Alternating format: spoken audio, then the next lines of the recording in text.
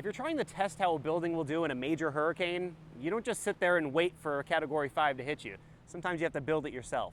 And that's exactly what Florida International University has done. On the campus of their School of Engineering stands a huge hangar with "WOW" written on the side.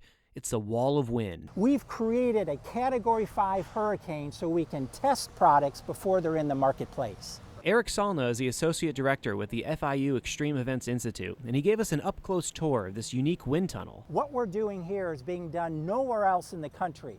This thing is powerful. So what does it take to crank the wind speed up to 160 miles per hour? So we have 12 fans, 700 horsepower each. What does it sound like once it's fired up?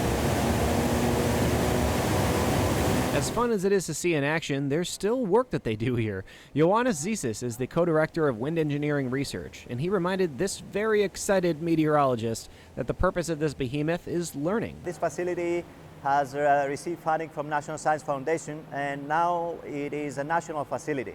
So other universities and other researchers, they can come here to do testing and do research. And the research being done at the Wall of Wind facility influences building codes for new construction, not only here in Miami, but also for home buyers and builders right here in Connecticut. What we do here in research and get it to the end user.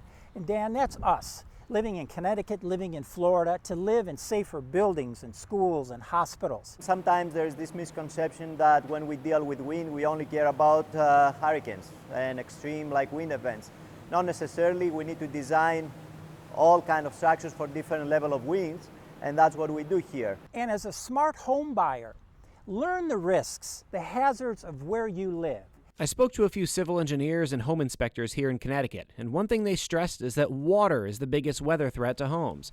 Whether it's falling from the sky or pooling up in our yards, being smarter about where and how we build our homes is essential. We have to stop this spin cycle of build, damage, rebuild.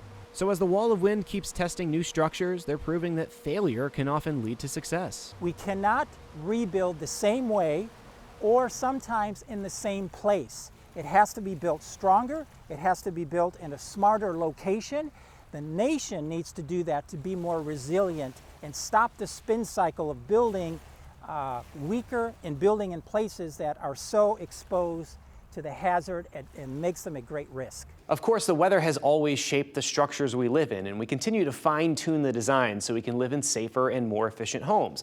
And much of that fine-tuning originates from a big building with a wall of wind in Florida. I'm Dan Emeranti, Fox 61 News.